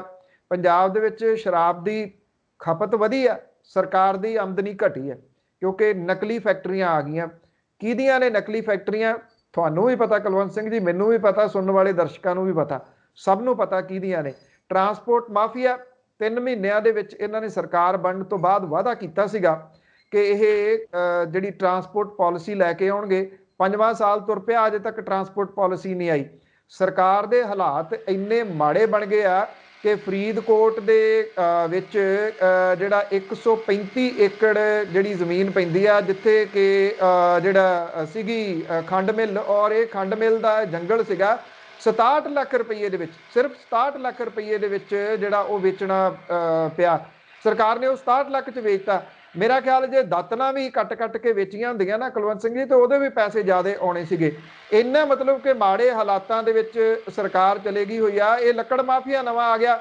ਮੈਡੀਕਲ ਮਾਫੀਆ ਜਿਹੜਾ ਉਹ ਆਪਣੀ ਜਗ੍ਹਾ ਦੇ ਉੱਤੇ ਆ। ਰੋਜ਼ ਆਪਾਂ ਖਬਰਾਂ ਸੁਣ ਰਹੇ ਆ, ਜ਼ੀਰਕਪੁਰ ਦੇ ਵਿੱਚ ਹਸਪੀਟਲ ਆ, ਉਹਦੇ ਉੱਤੇ ਮਾਮਲਾ ਦਰਜ ਕਰਨਾ ਪਿਆ। ਬਠਿੰਡੇ ਦੇ ਵਿੱਚ ਇੰਨੇ ਪੈਸੇ ਜਿਹੜੇ ਉਹ ਫੈਮਿਲੀ ਤੋਂ ਮੰਗ ਲਏ ਗਏ ਕਿ ਉਹਨਾਂ ਦੀ ਡੈੱਡ ਬੋਡੀ ਜਿਹੜੀ ਉਹ ਨਹੀਂ ਸੀ ਦਿੱਤੀ ਜਾ ਰਹੀ। ਅੰਮ੍ਰਿਤਸਰ ਦੇ ਵਿੱਚ ਜਿਹੜੇ ਹਸਪੀਟਲ ਨੇ, ਪ੍ਰਾਈਵੇਟ ਹਸਪੀਟਲ, ਉਹ ਠੱਗੀ ਦਾ ਵੱਡਾ ਅੱਡਾ ਬਣੇ ਹੋਏ ਆ। ਚੁਫੇਰੇ ਤੋਂ ਲੋਕਾਂ ਦੇ ਵਿੱਚ ਹਾਹਾਕਾਰ ਮਚੀ ਹੋਈ ਆ। ਉਧਰ ਜਿਹੜੇ ਇਹ ਮੰਤਰੀ ਨੇ ਉਹ ਰੌਲਾ ਪਾ ਰਹੇ ਆ ਕਿ ਮਾਰੇ ਗਏ। ਮੰਤਰੀਆਂ ਦਾ ਰੌਲਾ ਇਸ ਕਰਕੇ ਜਿਹੜਾ ਉਹ ਜਾਇਜ਼ ਆ ਕੁਲਵੰਤ ਸਿੰਘ ਜੀ, ਕਿ ਉਹਨਾਂ ਨੂੰ ਇਹ ਲੱਗਦਾ ਕਿ ਹੁਣ ਜਦੋਂ ਜਾਣਾ ਅਸੀਂ ਲੋਕਾਂ ਦੇ ਵਿੱਚ, ਤੇ ਕਿਹੜੇ ਮੂੰਹ ਦੇ ਨਾਲ ਜਾਵਾਂਗੇ, ਕਿਹੜਾ ਮੂੰਹ ਲੈ ਕੇ ਜਾਵਾਂਗੇ, ਕਿਹੜੇ ਵਾਅਦਿਆਂ ਦਾ ਉਹਨਾਂ ਨੂੰ ਆਖਾਂਗੇ ਕਿ ਆ ਅਸੀਂ ਪੂਰੇ ਕਰ ਲਏ। ਬਿਲਕੁਲ ਪੰਨੂ ਸਾਹਿਬ, ਤੁਸੀਂ ਬੜੇ ਵਿਸਥਾਰ ਦੇ ਨਾਲ ਇਹ ਜਾਣਕਾਰੀ ਦਿੱਤੀ, ਪਰ ਮੈਨੂੰ ਇੱਥੇ ਇੱਕ ਸਵਾਲ ਜਿਹੜਾ ਜਨਤਾ ਦੇ ਮਨਾਂ ਦੇ ਵਿੱਚ ਹੁਣ ਵੀ ਹੈਗਾ ਕਿ ਪ੍ਰਸ਼ਾਂਤ ਕਿਸ਼ੋਰ ਜਦੋਂ ਤੋਂ ਕੈਪਟਨ ਅਮਰਿੰਦਰ ਸਿੰਘ ਹੋਣਾ ਨਾਲ ਦੁਬਾਰਾ ਜੁੜੇ ਨੇ, ਉਦੋਂ ਤੋਂ ਰਾਜਨੀਤੀ ਜਿਹੜੀ ਆ ਉਹ ਇੱਕ ਨਵਾਂ ਮੋੜ ਖਾਣਾ ਸ਼ੁਰੂ ਹੋ ਗਈ ਆ। ਇੱਕ ਬਿਆਨ ਆਇਆ ਸੀ ਲੰਘੇ ਸਮੇਂ ਦੇ ਦੌਰਾਨ, ਇੱਕ ਖਬਰ ਆਈ ਸੀ ਲੰਘੇ ਸਮੇਂ ਦੇ ਦੌਰਾਨ ਕਿ 30 ਵਿਧਾਇਕ ਤੇ ਮੰਤਰੀਆਂ ਦੇ, ਉਹਨਾਂ ਦੇ ਵਿੱਚੋਂ ਮੰਤਰੀ ਵੀ ਹੋਣਗੇ, ਉਹਨਾਂ ਦੇ ਪੱਤੇ ਕੱਟੇ ਜਾਣਗੇ ਆਉਣ ਵਾਲੇ ਸਮੇਂ ਦੇ ਵਿੱਚ ਚੋਣਾਂ ਦੇ ਦੌਰਾਨ, ਤੇ ਉਹਨਾਂ ਦੀ ਜਗ੍ਹਾ ਤੇ ਨਵੇਂ ਚਿਹਰਿਆਂ ਨੂੰ ਜਿਹੜਾ ਉਹ ਮੌਕਾ ਦਿੱਤਾ ਜਾਏਗਾ, ਟਿਕਟਾਂ ਦਿੱਤੀਆਂ ਜਾਣਗੀਆਂ। ਤੇ ਦੂਜੇ ਪਾਸੇ ਇਹ ਜਿਹੜਾ ਬੇਦਬੀ ਤੇ ਗੋਲੀ ਕਾਂਡ ਦਾ ਮੁੱਦਾ ਜਿਹੜਾ ਇਹ ਤੇਜ਼ੀ ਨਾਲ ਪੱਕ ਜਾਂਦਾ ਹੈ। ਨਵਜੋਤ ਸਿੰਘ ਸਿੱਧੂ ਵੀ ਜਿਹੜਾ ਉਸ ਮੁੱਦੇ ਨੂੰ ਭਖਾ ਲੈਂਦੇ ਨੇ, ਤੇ ਇਹ ਵਿਧਾਇਕ ਤੇ ਮੰਤਰੀ ਜਿਹੜੇ ਨੇ ਉਹਨਾਂ ਵਿੱਚੋਂ ਕੁਝ ਮੀਟਿੰਗਾਂ ਹੋਣੀਆਂ ਕਰਨੀਆਂ ਸ਼ੁਰੂ ਹੋ ਜਾਂਦੇ ਨੇ, ਉਹਨਾਂ ਦੇ ਖਿਲਾਫ ਕਾਰਵਾਈਆਂ ਦੀ ਜਿਹੜੀ ਆ ਰੌਲਾ ਪੈ ਜਾਂਦਾ। ਕਿ ਤੁਸੀਂ ਇਸ ਸਾਰੇ ਮਾਮਲੇ ਦੇ ਪਿੱਛੇ ਕਿਤੇ ਪ੍ਰਸ਼ਾਂਤ ਕਿਸ਼ੋਰ ਨੂੰ ਦੇਖਦੇ ਹੋ? ਦੇਖੋ ਇਸ ਤਰ੍ਹਾਂ ਹੈ ਕਿ ਪ੍ਰਸ਼ਾਂਤ ਕਿਸ਼ੋਰ ਹੁਰੀ ਸੁਪਨੇ ਵੇਚਦੇ ਆ। ਸੁਪਨੇ ਵੀ ਉੱਥੇ ਵੇਚੇ ਜਾਂਦੇ ਆ ਜਿੱਥੇ ਕੋਈ ਖਰੀਦਦਾਰ ਹੋਵੇ। ਪੰਜਾਬ ਦੇ ਵਿੱਚ ਹਾਲਾਤ ਇਹ ਬਣੇ ਹੋਏ ਆ ਕਿ ਕੈਪਟਨ ਅਮਰਿੰਦਰ ਸਿੰਘ ਹੋਰਾਂ ਦੀ ਸਰਕਾਰ ਜਿਹੜੀ ਮੌਜੂਦਾ ਚੱਲ ਰਹੀ ਆ, ਉਹਦੇ ਅੱਗੋਂ 5 ਸਾਲਾਂ ਲਈ ਕੋਈ ਸੁਪਨੇ ਖਰੀਦਣ ਲਈ ਤਿਆਰ ਹੈ, ਕਿਉਂਕਿ ਪਿਛਲੇ ਸੁਪਨੇ ਜਿਹੜੇ ਉਹ ਪੂਰੇ ਨਹੀਂ ਹੋਏ। ਜਿਹੜੇ ਪਹਿਲੀ ਵਾਰੀ ਜਿੱਤ ਕੇ ਆਏ ਸੀਗੇ MLAs, ਉਹਨਾਂ ਤੋਂ ਜਿਹੜੀ ਇਹਨਾਂ ਨੇ ਮੀਟਿੰਗਸ ਕੀਤੀਆਂ ਸੀ ਪੀਕੇ ਹੋਣਾ ਨੇ 15-15 ਦੇ ਗਰੁੱਪ ਦੇ ਨਾਲ, ਉਹਨਾਂ ਨੇ ਜੋ ਕੁਝ ਜਾ ਕੇ ਅੰਦਰ ਆਖਿਆ ਸੀਗਾ, ਉਹਨਾਂ ਨੂੰ ਪੁੱਛਿਆ ਗਿਆ ਸੀ ਵੀ ਅਫਸਰ ਤੁਹਾਡੀ ਗੱਲ ਸੁਣਦੇ ਆ? ਉਹ ਕਹਿੰਦੇ ਅਫਸਰਾਂ ਨੇ ਸਾਡੇ ਫੋਨ ਬਲੌਕ ਤੇ ਪਾਏ ਆ। ਇਹ ਪੁੱਛਿਆ ਗਿਆ ਕਿ ਮੰਤਰੀ ਸੁਣਦੇ ਆ? ਕਹਿੰਦੇ ਮੰਤਰੀਆਂ ਨੇ ਕੀ ਸੁਣਨੇ, ਸਾਡੀ ਤਾਂ ਜ਼ਿਲ੍ਹੇ ਦੇ ਵਿੱਚ ਸੁਣਵਾਈ ਹੈ ਨਹੀਂ। ਉਹ ਕਹਿੰਦੇ ਸੁਣਵਾਈ ਅਕਾਲੀ ਦਲ ਦੀ ਆ, ਅਕਾਲੀ ਦਲ ਦੇ MLA, ਅਕਾਲੀ ਦਲ ਦੇ ਸਾਬਕਾ ਮੰਤਰੀ ਜਿਹੜੇ ਨੇ ਉਹ ਆਪਣੇ ਕੰਮ ਕਢਵਾਈ ਜਾਂਦੇ ਆ। ਉਹ ਕਹਿੰਦੇ ਸਾਨੂੰ ਕਦੀ ਲੱਗਿਆ ਹੀ ਨਹੀਂ ਕਿ ਕਾਂਗਰਸ ਦੀ ਸਰਕਾਰ ਆ ਗਈ ਆ। ਇਸ ਤਰ੍ਹਾਂ ਦੀ ਫੀਡਬੈਕ ਜਿਹੜੀ ਉਹ ਪ੍ਰਸ਼ਾਂਤ ਕਿਸ਼ੋਰ ਹੋਰਾਂ ਨੂੰ ਮਿਲੀ ਸੀ। ਇਦਾਂ ਦੀ ਫੀਡਬੈਕ ਲੈ ਕੇ ਪ੍ਰਸ਼ਾਂਤ ਕਿਸ਼ੋਰ ਹੋਰੀ ਅਗਲੇ 5 ਸਾਲਾਂ ਦੇ ਵਾਸਤੇ ਸੁਪਨੇ ਕਿਵੇਂ ਵੇਚਣਗੇ, ਇਹ ਵੱਡਾ ਸਵਾਲ ਤਾਂ ਖੜਾ ਹੋ ਗਿਆ। ਇਸ ਕਰਕੇ ਉਹ ਮੁੜ ਕੇ ਨਹੀਂ ਆਏ ਪੰਜਾਬ। ਹਾਲਾਂਕਿ ਉਹਨਾਂ ਨੂੰ ਪੰਜਾਬ ਦੇ ਮੁੱਖ ਮੰਤਰੀ ਹੋਰਾਂ ਦੇ ਜਿਹੜਾ ਜੀ ਉਹ ਇੱਥੇ ਸਲਾਹਕਾਰ ਦਾ ਅਹੁਦਾ ਦਿੱਤਾ ਗਿਆ ਸੀਗਾ। ਉਹਨਾਂ ਨੂੰ ਕੈਬਨਿਟ ਮੰਤਰੀ ਦਾ ਜਿਹੜਾ ਉਹ ਬਰਾਬਰ ਦੀਆਂ ਸੇਵਾਵਾਂ ਦਿੱਤੀਆਂ ਗਈਆਂ ਸੀਗੀਆਂ, ਫੈਸਿਲਿਟੀਜ਼ ਦਿੱਤੀਆਂ ਗਈਆਂ ਸੀਗੀਆਂ। ਹੁਣ ਉਹ ਤਾਂ ਸ਼ਾਇਦ ਨਾ ਆਉਣ ਪੰਜਾਬ ਦੇ ਵਿੱਚ। ਇੱਕ ਤਾਂ ਕਾਰਨ ਇਹ ਆ ਕਿ ਉਹ ਰਾਜ ਸਭਾ ਦੇ ਵਿੱਚ ਸ਼ਾਇਦ ਜਾ ਰਹੇ ਆ, ਤ੍ਰਿਣਮੂਲ ਕਾਂਗਰਸ ਨੇ ਉਹਨਾਂ ਨੂੰ ਰਾਜ ਸਭਾ ਦੇ ਵਾਸਤੇ ਨਾਮਜ਼ਦ ਕਰ ਦੇਣਾ, ਉਹਨਾਂ ਦੀ ਚੰਗੀ ਕਾਰਗੁਜ਼ਾਰੀ ਕਰਕੇ ਜਿਹੜੀ ਪੱਛਮੀ ਬੰਗਾਲ 'ਚ ਉਹਨਾਂ ਨੇ ਵਿਖਾਈ ਹੈ। ਉਹਨਾਂ ਦੀ ਜੇ ਕੰਪਨੀ ਕੰਮ ਕਰਦੀ ਹੈ, ਜਾਂ ਇਹ ਵੀ ਕਿਹਾ ਜਾ ਸਕਦਾ ਹੈ ਕਿ ਪ੍ਰਸ਼ਾਂਤ ਕਿਸ਼ੋਰ ਹੁਰੀ ਸਾਹਮਣੇ ਆ ਕੇ ਇਸ ਕਰਕੇ ਕੰਮ ਨਹੀਂ ਕਰਨਗੇ, ਕਿਉਂਕਿ ਪ੍ਰਸ਼ਾਂਤ ਕਿਸ਼ੋਰ ਦਾ ਇੱਕ ਸਟਾਈਲ ਰਿਹਾ, ਉਹ ਜੇਤੂ ਪਾਰਟੀਆਂ ਫੜਦਾ, ਹਾਰਨ ਵਾਲੀ ਪਾਰਟੀ ਨਹੀਂ ਉਹ ਫੜਦਾ। ਤੁਸੀਂ ਓਵਰਆਲ ਕੋਈ ਲਾ ਲਓ, ਜਿਹੜਾ ਜਿੱਥੇ ਜਿੱਥੇ ਉਹਨੇ ਮਦਦ ਕੀਤੀ ਆ ਉਹ ਜੇਤੂ ਪਾਰਟੀ ਫੜਦਾ, ਕਿਉਂਕਿ ਉਹ ਆਪਣਾ ਰੈਪੂਟੇਸ਼ਨ ਖਰਾਬ ਨਹੀਂ ਕਰਨਾ ਚਾਹੁੰਦਾ। ਜਾਂ ਤਾਂ ਉਹ ਬੈਕ ਤੇ ਰਹਿ ਕੇ ਮਦਦ ਜਿਹੜੀ ਆ ਕੈਪਟਨ ਅਮਰਿੰਦਰ ਸਿੰਘ ਹੋਰਾਂ ਦੀ ਕਰੂਗਾ। ਕੈਪਟਨ ਅਮਰਿੰਦਰ ਸਿੰਘ ਹੋਰਾਂ ਦੀ ਮਦਦ ਹੁਣ ਉਹ ਕੀ ਕਰ ਸਕਦਾ ਜਦੋਂ ਪੰਜਾਬ ਦੇ ਵਿੱਚ ਚੁਫੇਰੇ ਤੋਂ ਜਿਹੜਾ ਜੀ ਉਹਨਾਂ ਦੀ ਵਿਰੋਧਤਾ ਹੋ ਰਹੀ ਹੈ। ਪੰਜਾਬ ਦੇ ਵਿੱਚ ਕੰਮ ਹੀ ਕੋਈ ਨਹੀਂ ਹੋਇਆ ਇਸ ਵੇਲੇ। ਤਾਂ ਜੋ ਹਾਹਾਕਾਰ ਕਰੋਨਾ ਵਾਇਰਸ ਨੂੰ ਲੈ ਕੇ ਵੀ ਮੱਚੀ ਹੋਈ ਹੈ ਉਹ ਸਭ ਦੇ ਸਾਹਮਣੇ ਹੈ। ਬਿਜ਼ਨਸ ਤਬਾਹ ਹੋ ਗਏ ਇੱਕ ਸਾਲ ਦੇ ਦੌਰਾਨ। ਸਰਕਾਰ ਨੇ ਉਹਨਾਂ ਦੇ ਵਾਸਤੇ ਕੀ ਕੀਤਾ? ਕੁਝ ਵੀ ਨਹੀਂ ਕੀਤਾ, ਕੁਝ ਵੀ ਨਹੀਂ ਕੀਤਾ। ਇੱਕ ਸਾਲ ਦਾ ਸਮਾਂ ਸੀਗਾ ਸਰਕਾਰ ਦੇ ਕੋਲੇ ਇਸ ਕਰੋਨਾ ਦੀਆਂ ਤਿਆਰੀਆਂ ਦੇ ਵਾਸਤੇ। ਸਿਹਤ ਮੰਤਰੀ ਕਿਤੇ ਲੱਭਦੇ ਆ ਜੀ? ਸਿਹਤ ਮੰਤਰੀ ਹੋਰਾਂ ਦਾ ਪੂਰਾ ਜ਼ੋਰ ਜਿਹੜਾ ਉਹ ਲੱਗਿਆ ਰਿਹਾ ਇਸ ਚੀਜ਼ ਦੇ ਉੱਤੇ ਕਿ ਮੁਹਾਲੀ ਦੇ ਵਿੱਚ ਉਹਨਾਂ ਦਾ ਭਰਾ ਮੇਅਰ ਬਣ ਜਾਵੇ ਕਿਸੇ ਤਰੀਕੇ ਨਾਲ। ਉਹ ਬਣਾ ਲਿਆ ਉਹਨਾਂ ਨੇ, ਉਹਨਾਂ ਦੀ ਅਪਰੋਚ ਉਹ ਸੀ, ਉਹਨਾਂ ਨੇ ਉਹ ਆਪਣਾ ਸਾਰਾ ਕੁਝ ਜਿਹੜਾ ਉਹ ਪੂਰਾ ਕਰ ਲਿਆ। ਬਾਕੀ ਮੰਤਰੀ ਜਿਹੜੇ ਨੇ ਉਹਨਾਂ ਦੀ ਕਾਰਗੁਜ਼ਾਰੀ, ਤੁਸੀਂ ਇੱਕ ਸਿੰਗਲ ਮੰਤਰੀ ਦੀ ਕਾਰਗੁਜ਼ਾਰੀ ਦੱਸੋ ਜਿਹਦੇ ਉੱਤੇ ਆਪਾਂ ਇਹ ਕਹਿ ਸਕੀਏ ਕਿ ਵੀ ਉਸ ਬੰਦੇ ਨੂੰ ਫੀਲਡ ਦੇ ਵਿੱਚ ਜਾਣ ਦੀ ਲੋੜ ਨਹੀਂ, ਫਲਾਂ ਬੰਦੇ ਨੂੰ, ਉਹਨੂੰ ਤਾਂ ਲੋਕਾਂ ਨੇ ਵੋਟਾਂ ਉਹਦੀ ਕਾਰਗੁਜ਼ਾਰੀ ਕਰਕੇ ਪਾ ਦੇਣੀ ਹੈ। ਇੱਕ ਸਿੰਗਲ ਬੰਦੇ ਦਾ, ਇੱਕ ਸਿੰਗਲ ਮੰਤਰੀ ਦਾ ਨਾਮ ਜਿਹੜਾ ਉਹ ਦੱਸ ਦਿਓ ਫੀਲਡ ਦੇ ਵਿੱਚ। ਹਾਂ, ਇਹ ਵੱਖਰੀ ਗੱਲ ਆ ਕਿ ਮੁੱਖ ਮੰਤਰੀ ਹੋਰੀ ਫੀਲਡ 'ਚ ਹੀ ਨਹੀਂ ਆਏ, ਉਹ ਤਾਂ ਪੰਜਾਬ ਦੇ ਵਿੱਚ ਹੀ ਨਹੀਂ ਜਿਹੜਾ ਦੀ ਉਹ ਆਏ। ਉਹਨਾਂ ਨੇ ਸਾਰੀ ਆਪਣੀ ਸਰਕਾਰ ਜਿਹੜੀ ਆ ਉਹ ਆਪਣੇ ਬਾਹਰਲੇ ਘਰੋਂ ਬਹਿ ਕੇ ਸੀਸਵਾਂ ਤੋਂ ਹੀ ਵੀਡੀਓ ਦੇ ਰਾਹੀਂ ਜਿਹੜੀ ਉਹ ਚਲਾਈ ਆ।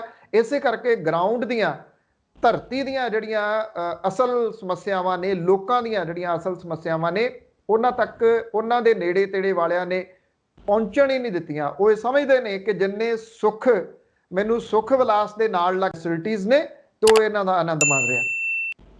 ਜੀ ਪੰਨੂ ਸਾਹਿਬ, ਕੀ ਲੱਗਦਾ ਜਿਸ ਤਰ੍ਹਾਂ ਤੁਸੀਂ ਵੀ ਕਿਹਾ ਕਿ ਜਿਸ ਹਾਲਾਤ ਦੇ ਵਿੱਚ ਇਸ ਵੇਲੇ ਜਿਹੜੇ ਕਾਂਗਰਸੀ ਆਗੂ ਜਿਹੜੇ ਵਿਰੋਧਤਾ ਕਰ ਰਹੇ ਨੇ ਉਹ ਇਸ ਵੇਲੇ ਜਿਸ ਹਾਲਾਤ ਦੇ ਵਿੱਚ ਪਹੁੰਚ ਚੁੱਕੇ ਨੇ, ਜਿਸ ਵਿਰੋਧਤਾ ਦੇ ਵਿੱਚ ਪਹੁੰਚ ਚੁੱਕੇ ਨੇ, ਉਹਨਾਂ ਨੂੰ ਵੱਲੋਂ ਵੀ ਸਟੈਪ ਬੈਕ ਕਰਨਾ ਜਿਹੜਾ ਉਹ ਥੋੜਾ ਔਖਾ ਲੱਗ ਰਿਹਾ। ਕੀ ਲੱਗਦਾ ਹੈ ਕਿ ਆਉਣ ਵਾਲੇ ਸਮੇਂ ਦੇ ਵਿੱਚ ਜਿਹੜਾ ਉਹ ਸਰਕਾਰ ਖਤਰੇ 'ਚ ਹੈ?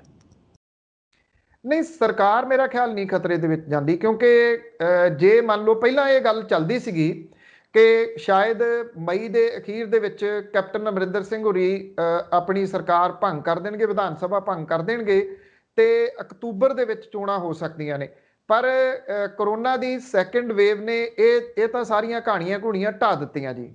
It's not possible at all ਕਿ ਜਿਹੜੀਆਂ ਚੋਣਾਂ ਨੇ ਉਹ ਸਮੇਂ ਤੋਂ ਪਹਿਲਾਂ ਹੋ ਜਾਣਗੀਆਂ। ਇਹ ਹੋਣੀਆਂ ਹੀ ਨਹੀਂ, ਉਹਨੇ ਹੋਣ ਨਹੀਂ ਦੇਣੀਆਂ ਜੀ। ਚੋਣ ਕਮਿਸ਼ਨ ਨੇ ਨਹੀਂ ਹੋਣ ਦੇਣੀਆਂ। ਚੋਣ ਕਮਿਸ਼ਨ ਦੀ ਜੋ ਕੁੱਤੇ ਖਾਣੀ ਹੋਈ ਆ 5 ਰਾਜਾਂ ਦੇ ਵਿੱਚ, ਜਿਵੇਂ ਉੱਥੋਂ ਦੀਆਂ ਸਰਕਾਰਾਂ ਨੇ ਚੋਣ ਕਮਿਸ਼ਨ ਨੂੰ ਖਿੱਚਿਆ, ਉਸ ਮਾਮਲੇ ਦੇ ਉੱਤੇ ਚੋਣ ਕਮਿਸ਼ਨ ਐਸਾ ਰਿਸਕ ਨਹੀਂ ਲੈ ਸਕਦਾ। ਭਾਰਤੀ ਜਨਤਾ ਪਾਰਟੀ ਵਾਲਾ ਰਾਜ ਹੁੰਦਾ ਜਾਂ ਭਾਰਤੀ ਜਨਤਾ ਪਾਰਟੀ ਨੂੰ ਇਹ ਉਮੀਦ ਹੁੰਦੀ ਕਿ ਇੱਥੇ ਉਹਦੀ ਸਰਕਾਰ ਆ ਜਾਊਗੀ, ਫਿਰ ਜਿਹੜੇ ਪ੍ਰਧਾਨ ਮੰਤਰੀ ਤੇ ਗ੍ਰਹਿ ਮੰਤਰੀ ਦੀ ਜੋੜੀ ਆ ਉਹਨੇ ਫਿਰ ਫੈਸਲਾ ਲੈ ਲੈਣਾ ਸੀ।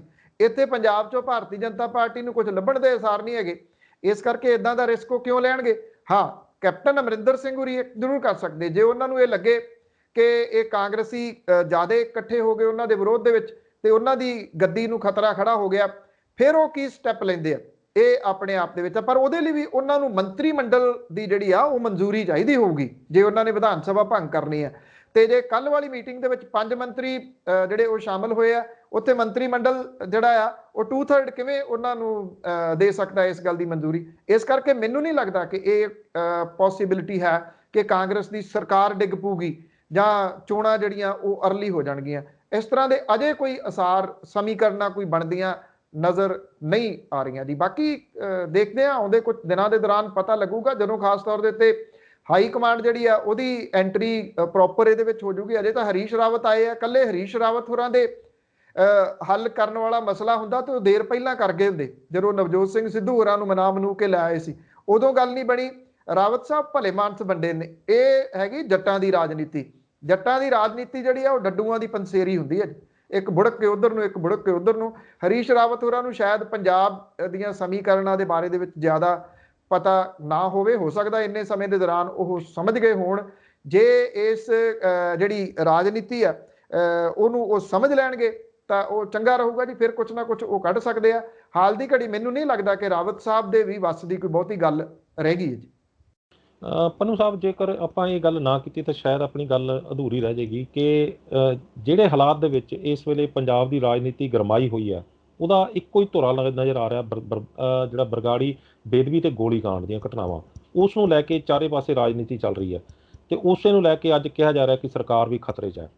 ਪਰ ਇੱਥੇ ਸਵਾਲ ਹੁਣ ਪੈਦਾ ਇਹ ਹੁੰਦਾ ਹੈ ਕਿ ਕੀ ਹੁਣ ਕੈਪਟਨ ਅਮਰਿੰਦਰ ਸਿੰਘ ਦੇ ਮੂੰਹ ਦੇ ਵਿੱਚ, ਸੱਪ ਦੇ ਵਿੱਚ ਮੂੰਹ ਦੇ ਵਿੱਚ ਕੋੜ ਕਿਰਲੀ ਵਾਲਾ ਕੰਮ ਹੋ ਗਿਆ ਕਿ ਹੁਣ ਜੇ ਉਹ ਨਹੀਂ ਹੱਲ ਕਰਦੇ ਤਾਂ ਜਿਹੜਾ ਉਹ ਮਰਦੇ ਨੇ, ਤੇ ਜੇ ਹੱਲ ਕਰਦੇ ਨੇ ਤਾਂ ਉਹ ਮਰਦੇ ਨੇ, ਤੇ ਕੀ ਉਹਨਾਂ ਨੂੰ ਹਰ ਹਾਲਤ ਦੇ ਵਿੱਚ ਜਿਹੜਾ ਇਹ ਮਸਲਾ ਜਿਹੜਾ ਬਰਗਾੜੀ ਤੇ ਬੇਦਬੀ ਤੇ ਗੋਲੀकांड ਦਾ ਮਸਲਾ ਜਿਹੜਾ ਇਹ ਹੱਲ ਕਰਨਾ ਹੀ ਪੈਣਾ ਤੇ ਦੋਸ਼ੀਆਂ ਨੂੰ ਸਜ਼ਾਵਾਂ ਦੇਣੀਆਂ ਹੀ ਪੈਣੀਆਂ ਨੇ?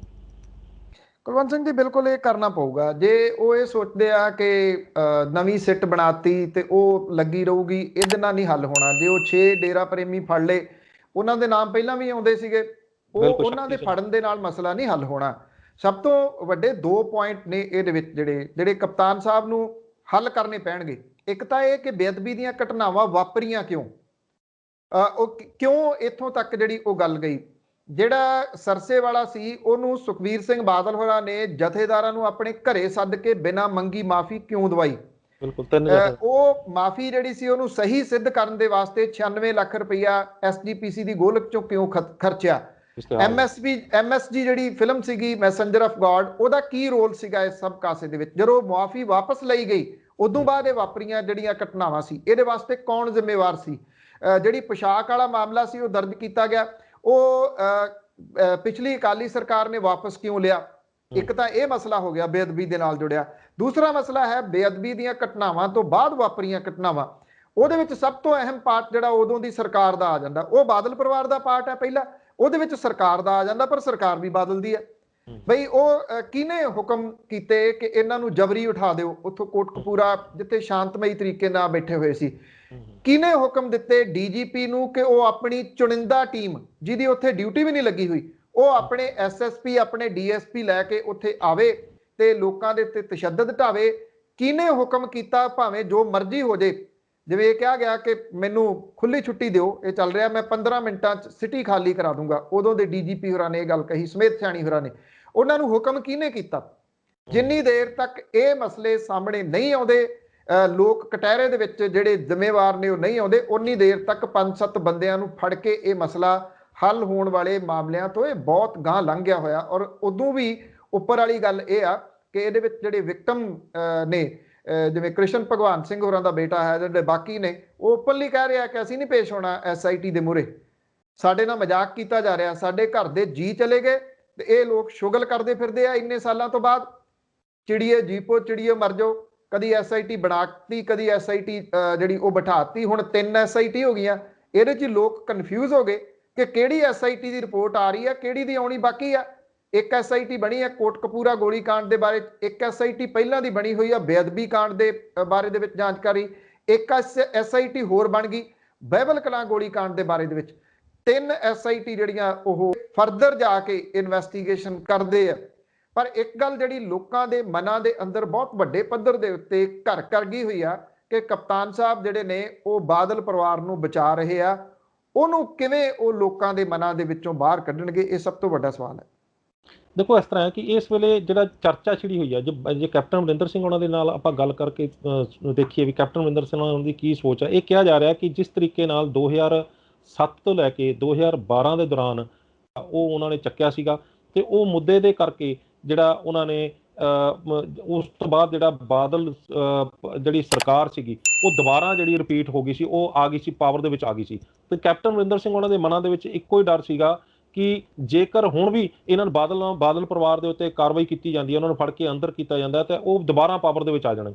ਕੀ ਲੱਗਦਾ ਹੈ ਕਿ ਜੇਕਰ ਹੁਣ ਕੈਪਟਨ ਅਮਰਿੰਦਰ ਸਿੰਘ ਬਾਦਲ ਪਰਿਵਾਰ ਦੇ ਉੱਤੇ ਜਾਂ ਬਾਦਲਾਂ ਦੇ ਉੱਤੇ ਕਾਰਵਾਈ ਕਰਦੇ ਨੇ, ਉਹਨਾਂ ਨੂੰ ਜੇਲ੍ਹ ਦੇ ਵਿੱਚ ਭੇਜਣ ਦੀ ਕੋਈ ਕਾਰਵਾਈ ਹੁੰਦੀ ਹੈ, ਤੇ ਫਿਰ ਜਿਹੜਾ ਉਹ ਦੁਬਾਰਾ ਉਹਨਾਂ ਦੀ ਜਿਹੜੀ ਆ ਉਹ ਪਾਰਟੀ ਜਿਹੜੀ ਹੇਠਾਂ ਗ੍ਰਾਫ ਡਿੱਗਿਆ ਪਿਆ ਉਹਨਾਂ ਦਾ ਉੱਪਰ ਆ ਸਕਦਾ?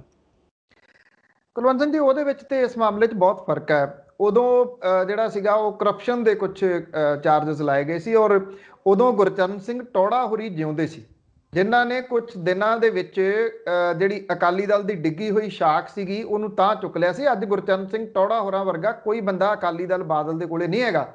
ਸੁਖਬੀਰ ਸਿੰਘ ਬਾਦਲ ਹੁਰੀ ਬੇਥਵੀਆਂ ਮਾਰਨ ਵਾਲੇ ਨੇ। ਕੱਲ ਜੇ ਤੁਸੀਂ ਬਿਕਰਮ ਸਿੰਘ ਮਜੀਠੀਆ ਹੋਰਾਂ ਦੀ ਪ੍ਰੈਸ ਕਾਨਫਰੰਸ ਸੁਣੀ ਆ, ਉਹ ਸਾਰੇ ਚ ਇੱਕੋ ਹੀ ਗੱਲ ਕਹੀ ਜਾਂਦੇ ਆ, ਕਿਸੇ ਸਿੱਟ ਨੇ ਬਾਦਲ ਪਰਿਵਾਰ ਨੂੰ ਦੋਸ਼ੀ ਨਹੀਂ ਠਹਿਰਾਇਆ, ਕਿਸੇ ਕਮਿਸ਼ਨ ਨੇ ਬਾਦਲ ਪਰਿਵਾਰ ਨੂੰ ਦੋਸ਼ੀ ਨਹੀਂ ਠਹਿਰਾਇਆ। ਉਹ ਜਸਟਿਸ ਰਣਜੀਤ ਸਿੰਘ ਕਮਿਸ਼ਨ ਨੂੰ ਵੀ ਝੂਠਾ ਕਹੀ ਜਾਂਦੇ ਆ, ਉਹਨੂੰ ਮਕਾਰ ਕਹੀ ਜਾਂਦੇ ਆ, ਸਿੱਟ ਨੂੰ ਵੀ ਮਕਾਰ ਕਹੀ ਜਾਂਦੇ ਆ, ਜਿਹੜੇ ਕੁੰਵਰ ਵਿਜੇ ਪ੍ਰਤਾਪ ਵਾਲੀ। ਫਿਰ ਪ੍ਰੋਬਲਮ ਇਹ ਜਿਹੜਾ ਸਭ ਤੋਂ ਵੱਡਾ ਸਵਾਲ ਇਹ ਆ ਕਿ ਕੀ ਬਾਦਲ ਪਰਿਵਾਰ ਜਾਂ ਬਿਕਰਮ ਸਿੰਘ ਮਜੀਠੀਆ ਹੋਰੀ ਅਗਲੀ ਪ੍ਰੈਸ ਕਾਨਫਰੰਸ ਦੇ ਵਿੱਚ ਇੱਕ ਗੱਲ ਉਹ ਕਹਿ ਦੇਣਗੇ ਜਿਹੜੀ ਮੈਂ ਪਹਿਲਾਂ ਕਹੀ ਸੀ ਵੀ ਇਹ ਐਵੇਂ ਅਫਵਾਹਾਂ ਨੇ, ਕੋਈ ਗੁਰੂ ਗ੍ਰੰਥ ਸਾਹਿਬ ਦੀ ਬੇਅਦਬੀ ਨਹੀਂ ਹੋਈ, ਕੋਈ ਉੱਥੇ ਪੁਲਿਸ ਦੀ ਗੋਲੀ ਦੇ ਨਾਲ ਜਿਹੜੇ ਉਹ ਲੋਕ ਨਹੀਂ ਮਰੇ। ਗੱਲ ਇਹ ਨਹੀਂ ਕਿ ਕਿਹੜਾ ਪਰਿਵਾਰ ਉਹਦੇ ਪਿੱਛੇ ਸ਼ਾਮਲ ਹੈ, ਲੋਕਾਂ ਦੇ ਸੈਂਟੀਮੈਂਟ ਨੇ ਇਹਦੇ ਨਾਲ ਜੁੜੇ ਹੋਏ। ਲੋਕ ਉਹਨੂੰ ਗੁਰੂ ਹਾਜ਼ਰ ਨਾਜ਼ਰ ਗੁਰੂ ਮੰਨਦੇ ਆ। ਇਸ ਕਰਕੇ ਕੋਈ ਵੀ ਵਿਅਕਤੀ, ਮੈਂ ਕਹਿੰਦਾ ABC, ਜਿੰਨੀ ਦੇਰ ਤੱਕ ਦੇਖੋ ਇਨਵੈਸਟੀਗੇਸ਼ਨ ਨਹੀਂ ਹੋ ਜਾਂਦੀ ਉਨੀ ਦੇਰ ਤੱਕ ਕਿਸੇ ਨੂੰ ਦੋਸ਼ੀ ਤਾਂ ਨਹੀਂ ਠਹਿਰਾਇਆ ਜਾ ਸਕਦਾ, ਜਾਂ ਦੋਸ਼ੀ ਤਾਂ ਅਦਾਲਤ ਨੇ ਠਹਿਰਾਉਣਾ ਕਿ ਕੋਈ ਦੋਸ਼ੀ ਹੈਗਾ ਕਿ ਨਹੀਂ ਹੈਗਾ। ਆਪਾਂ ਦੋਸ਼ੀ ਤਾਂ ਨਹੀਂ ਕਿਸੇ ਨੂੰ ਕਹਿੰਦੇ, ਪਰ ਇੰਨਾ ਜ਼ਰੂਰ ਹੈ ਕਿ ਫਿਰ ਦੋਸ਼ੀ ਕੌਣ ਹੈ। ਇਹ ਤਾਂ ਸਵਾਲ ਸਾਰਿਆਂ ਦੇ ਮਨਾਂ ਦੇ ਵਿੱਚ ਖੜਾ ਨਾ ਕਿ ਕੌਣ ਦੋਸ਼ੀ ਆ। ਜਿਹੜਾ ਵੀ ਦੋਸ਼ੀ ਆ ਉਹਦੀ ਇਨਵੈਸਟੀਗੇਸ਼ਨ ਪ੍ਰੋਪਰ ਹੋਣੀ ਚਾਹੀਦੀ। ਉਹ ABC ਕੋਈ ਵੀ ਕਿਉਂ ਨਾ ਹੋਵੇ, ਜਿੱਡਾ ਵੱਡਾ ਮਰਜ਼ੀ ਕਿਉਂ ਨਾ ਹੋਵੇ। ਮੇਰਾ ਇਹ ਬਹੁਤ ਸਟਰੋਂਗਲੀ ਮੰਨਣਾ ਹੈ ਕਿ ਜੇ ਇਹਨਾਂ ਬੇਅਦਬੀ ਦੀਆਂ ਘਟਨਾਵਾਂ ਦੇ ਪਿੱਛੇ ਲੁਕੇ ਹੋਏ ਚਿਹਰੇ ਨੰਗੇ ਹੋ ਕੇ ਸਾਹਮਣੇ ਨਾ ਆਏ ਤਾਂ ਸਿਆਸੀ ਲੋਕ ਗੁਰੂ ਗ੍ਰੰਥ ਸਾਹਿਬ ਦੀ ਬੇਅਦਬੀ ਨੂੰ ਸ਼ੁਗਲ ਬਣਾ ਲੈਣਗੇ ਔਰ ਪੰਜਾਬ ਦੇ ਵਿੱਚ ਬਾਰ-ਬਾਰ ਹੋਊਗੀ। ਜੀ ਪੰਜਾਬ ਦੇ ਵਿੱਚ ਇਹ ਬਾਰ-ਬਾਰ ਹੋਣਗੇ। ਪੰਨੂ ਸਾਹਿਬ, ਤੁਹਾਡਾ ਨਿਊਜ਼ ਏਸ਼ੀਆ ਪੰਜਾਬੀ ਨਾਲ ਗੱਲਬਾਤ ਕਰਨ ਲਈ ਬਹੁਤ ਬਹੁਤ ਧੰਨਵਾਦ ਜੀ। ਬਹੁਤ ਮਿਹਰਬਾਨੀ ਜੀ, ਧੰਨਵਾਦ।